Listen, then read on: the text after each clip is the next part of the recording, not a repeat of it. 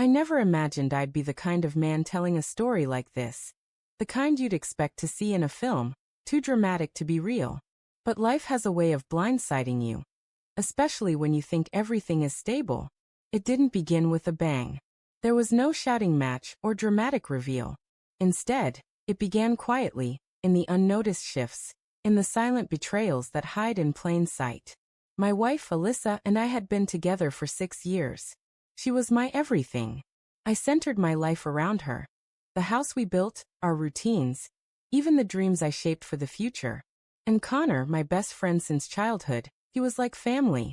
We had weathered life together. Schoolyard fights, heartbreaks, triumphs. He was the kind of friend who didn't need an invitation to come over. He was the best man at our wedding. I trusted him completely. The first crack in the surface was subtle. We were hosting a small backyard barbecue. The night was warm, the kind that smells of grilled food and faint music, friends laughing around a flickering citronella candle. I stepped outside with a bag of ice and caught a glimpse. Alyssa laughing at something Connor said. Her smile lingering too long, his body leaning in just slightly too close. They both pulled away the moment they noticed me. Too fast. Too practiced. I brushed it off. Told myself I was imagining it.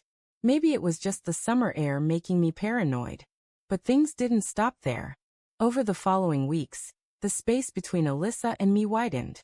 She became guarded. Her phone was always in her hand, and she'd lock it the moment I entered the room.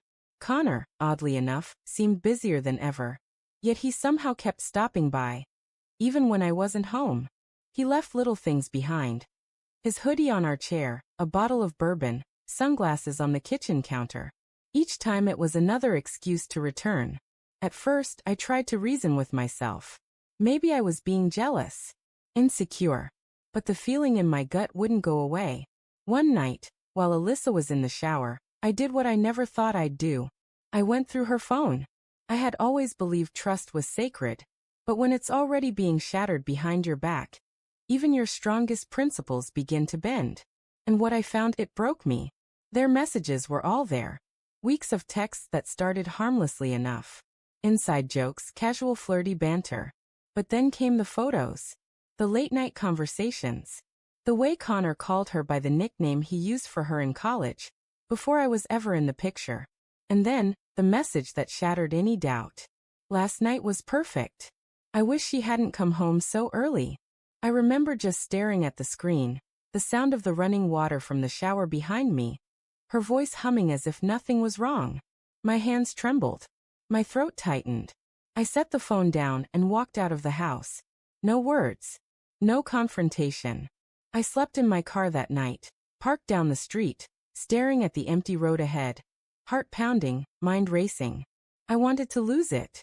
To storm back inside and yell until the pain stopped. But something inside me told me to wait. To stay quiet. To think. And so I did. The next morning, I walked in like nothing had changed. I kissed her forehead, made coffee, smiled like I was still the same man. But I wasn't. I began collecting evidence. Quietly. Screenshots, message logs, timestamps. I upgraded the home security system, placed new cameras, tracked their visits. They didn't suspect a thing. I became an observer in my own life, pretending to be present while inside I was ice. Then I planned the dinner. I told Alyssa I wanted an evening like old times. Just the three of us. She seemed surprised but agreed.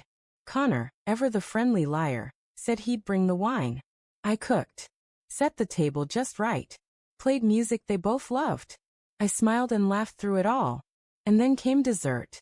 3 slices of chocolate cake and 3 envelopes, one placed carefully in front of each of us. They looked at them, confused. "What's this?" Alyssa asked, half laughing. "A little game," I said. "Let's open them together." On my count, we opened them. Hers was full of screenshots. Every message, every photo, all the secrets she thought were hidden. Connor's had the same. Plus one photo, grainy security footage of him slipping out of our bedroom at 1:38 a.m. while I was away on a business trip. The silence that followed was absolute. No excuses. No words. Just the heavy ticking of the wall clock. I stood up slowly, looked at them both. "I know," I said. "I've known for weeks." Alyssa looked like she might collapse. Connor wouldn't meet my eyes. I turned to her and said, "You made your choice. And now I'm making mine." Then I walked away. No arguments. No second chances. That night, I checked into a hotel. By the end of the week, I had filed for divorce. I cut Connor out of my life without a word. But the story didn't end there. In the aftermath, I started writing. Just for myself at first, a way to process the wreckage. But something unexpected happened. I began sharing pieces of it anonymously online. And the response was overwhelming. People wrote to me, strangers, saying they had gone through the same kind of betrayal, thanking me for speaking the words they couldn't find. Those posts turned into a podcast. That podcast became a platform, a space for stories like mine. Each week, I speak to people who've been hurt and left behind, but who found a way to rebuild. What they did to me nearly destroyed me, but in the ashes of that betrayal, I found something powerful: purpose. They thought they could break me. Instead, they lit a fire I didn't know I had.